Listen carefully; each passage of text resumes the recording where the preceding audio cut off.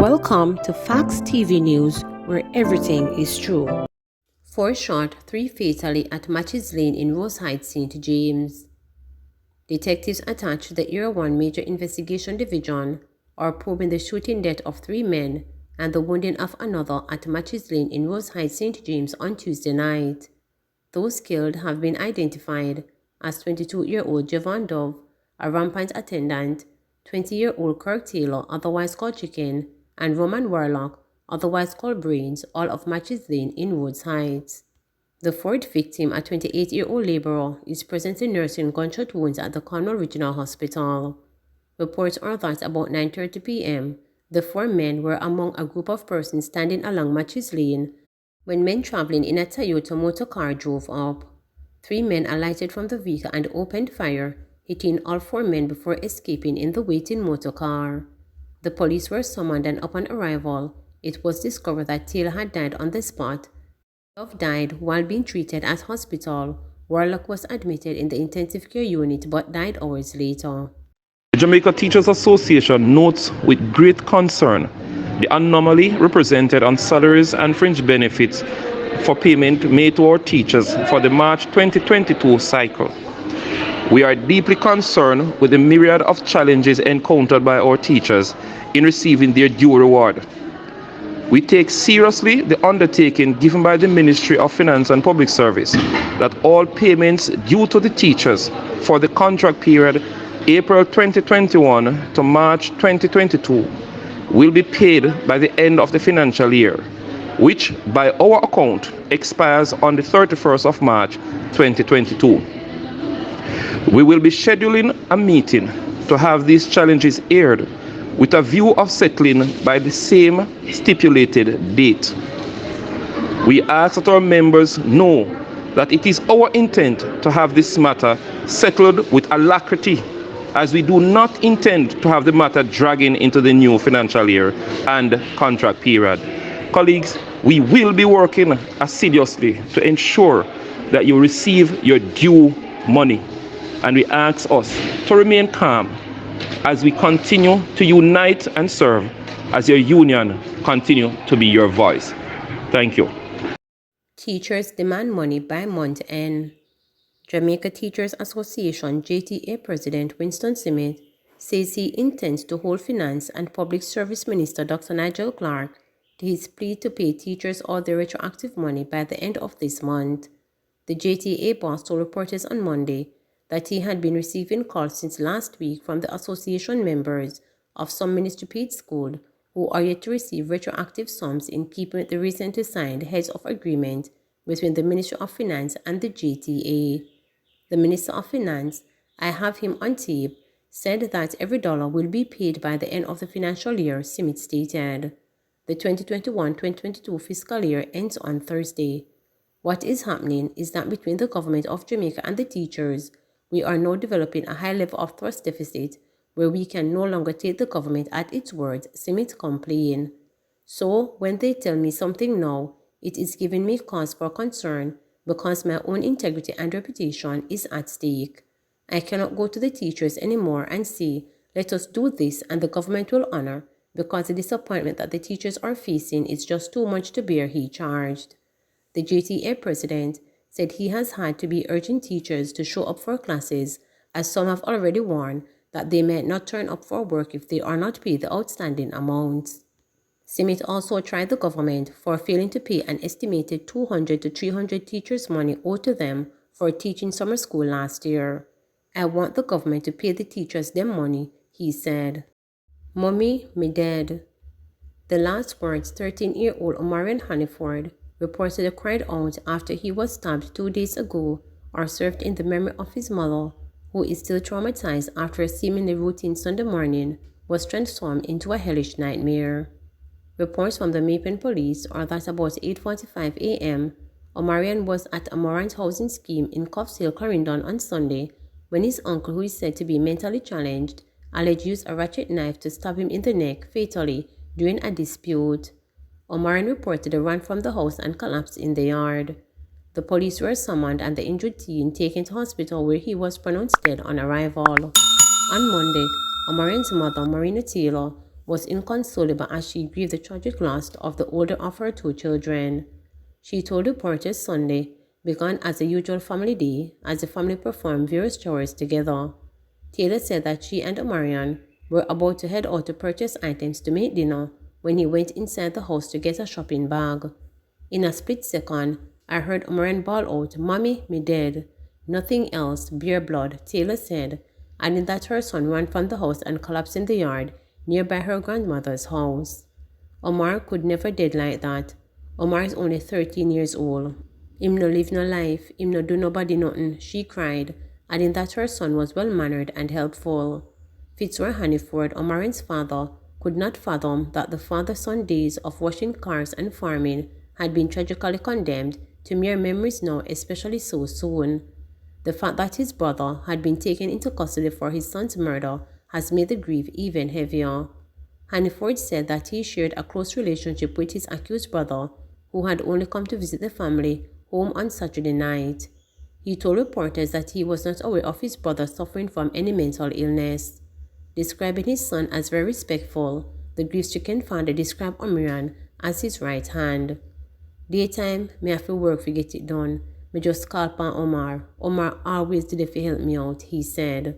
Speaking of when he got the tragic news, he said, "Me turned fool," his voice breaking. Omarion's parents visited the Kelly's High School, where they were being offered grief counseling. Several guidance counselors from institutions across Clarendon had also gathered to offer counseling to the grieving school community. Omarion's best friend fainted and was consoled by guidance counselors as many students wept openly. His form teacher, Tanika Stewart Green, was a picture of despair. She will now cherish the last video footage she captured of the jovial gangster last Monday as he made funny faces. An emotional Stewart Green reported that although she heard of his passing while in church on Sunday, she was still in disbelief. The story reality joined her when she entered the classroom Monday morning. "He was the firecracker of the class. Omarion will be greatly missed by all of us. Some of his classmates are not taking it well," she told reporters. Kelly's High Principal Texas Christie said that the entire school was in shock and mourning. "We've never experienced anything like this," he said, amid the somber tone. Christie said that the school will continue to provide counseling support where necessary. Accused killong in love triangle remanded. A Kingston Mason who reportedly tracked down and killed a man he believes was having an affair with his girlfriend was on Monday remanded for a bail hearing on July 13 in the Home Circuit Court. Wesley Williams, who was captured on December 13, 2017, after nearly 2 years on the run, was charged for the June 2014 murder of Luttel Smith, a resident of Mount Solus, St. Andrew. Williams' trial is, however, scheduled for October 9, 2023. A trial readiness hearing was also booked for July 10, 2023, when the matter was mentioned on Monday. According to police report in June 2014, Williams and his girlfriend had a dispute during which he accused her of being unfaithful. He is accused of physically assaulting her. It is further reported that Williams took his girlfriend's cell phone, searched it, and sent a message to Smith to meet her at a location. Williams, who reportedly armed himself with a machete, then went to the location where he chopped Smith several times on his arrival. Smith was rushed to hospital, but later succumbed to his injuries. Williams, it is alleged, returned home with the machete and told his girlfriend that he had killed her lover. Government accused of making criminals out of cops. While making it clear that he is not on the side of criminal cops, Jamaica Police Federation Chairman Corporal Ron James is insisting that the government has made its employees susceptible to illegal activities because of the less than livable wage they are paid by the state. Corporal James told reporters that against the background of last Friday's arrest of 4 constables suspected of being members of the Ranko gang, the criminal organization is also said to be headed by a member of the constabulary who was arrested on a previous occasion. In February this year, Jamaican policewoman Shelley Allen was officially indicted by a South Florida grand jury while importing cocaine into the United States with the intent to distribute the illegal substance, some of which were allegedly found in her vagina and stomach. If convicted, she faces up to 40 years in prison on each count. Allen was suspended from the Jamaica Constabulary Force following her arrest earlier in Florida in connection to lottery scamming and drug trafficking offenses. On Tuesday, Corporal James in China Way from the directing pronouncement on those matters said, once the investigation uncover any unprofessional or criminal conduct, then the system works for itself. I don't try to interfere, but you hear me out. They're saying that I believe it's an injustice when the government, our employer, seeks to tie the hands of us members of the constabulary force from performing at optimal level because we know that with the resources and with the remuneration coupled with the technology, we will be able to serve the public and the populace at large without compromise. Adding James, in every organization, you will have persons who will breach and who will indulge in conduct bordering on criminality. However, the leadership and supervision and proactiveness, then we can at least bring those to book. Asked if he was making a case for people who are not compensated sufficiently to become criminals, James said, I am not saying that, and I would never say that. All I am saying is that it is incumbent that the government prioritize the health and well-being of the members who are on the front line. Naturally, if that is done, it takes care of 90% of the task at hand. If you take care of the staff will take care of the business and the client in turn. Noting that the cops so far fingered as being on the wrong side of the law are all constables earning $82,000 before tax, James said notwithstanding allowances for expenses like housing, salaries are still poor. In operating principally, you cannot cause somebody to be operating at the deficit and effect that everybody is going to have the moral compass to stand up against corruption when you have them susceptible and vulnerable, he argued. The logical conclusion is take care of the well-being and the welfare, and you will afford those with the capacity and the integrity to operate within the framework of the law to bring those to breach to book, James added. Cops, in addition to their basic pay, receive allowances for uniform, housing or rental, motor car, bicycle, motorcycle upkeep, and in instances, entertainment and utility, which are borne by the state. All members of the police force are allowed attendance and medical free of charge from government medical officers in their respective divisions. But this concession does not extend to their wives and families. Medical attendance includes operating and room charges, all necessary surgical treatment, laboratory and X-ray examinations. Members of the constabulary are forbidden from soliciting or accepting presents other than ordinary gifts from personal friends, whether in the form of money, goods, free or reduced passage, or other personal benefits, and from giving such presents. 30 schools to benefit from energy-efficient retrofit under pilot program. 30 secondary schools across the island will benefit from a pilot project which aims to reduce electricity costs by 40 to 70% and increase energy efficiency and the use of renewable energy sources. The school's energy efficiency EE and solar pilot project will be implemented through the Ministry of Education and Youth, the National Education Trust NET, and Kenya-based renewable energy company Roswell Development Incorporation. Under the project, the schools will be retrofitted with LED lights, inverter air conditioning units, PV systems, among other solutions. The project will be executed under an energy-saving performance contract, which was signed at the Development Bank of Jamaica, DBJ, in Kingston on March 29. Minister of Education and Youth Favour Williams, in her remarks at the function, said that global instability in the world supply of fossil fuel, resultant high prices, and concerns about the impact on the environment are imperatives to getting this project underway. She noted that the dependence on utility-supplied electrical power may or must be reduced while increasing the use of renewable energy sources.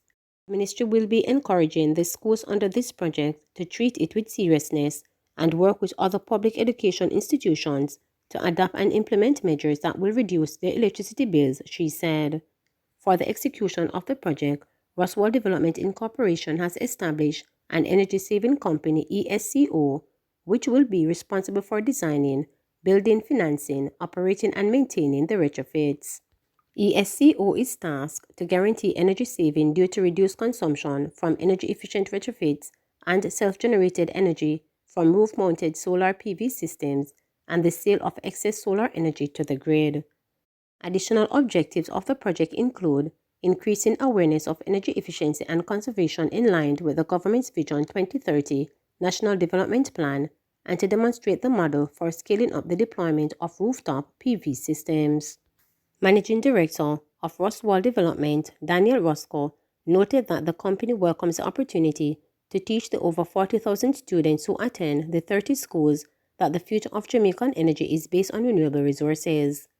In a time of uncertainty with pandemics, wars, inflation, and commodity price spikes, this project has an opportunity to chart a new path forward for the Caribbean, he said. He said that Jamaica, through the undertaking, has the opportunity to lead the Caribbean in a new way. The development of the project was facilitated through a partnership involving the DBG, the Ministry of Finance and Public Service, Ministry of Science, Energy and Technology, and the Attorney General's Chambers.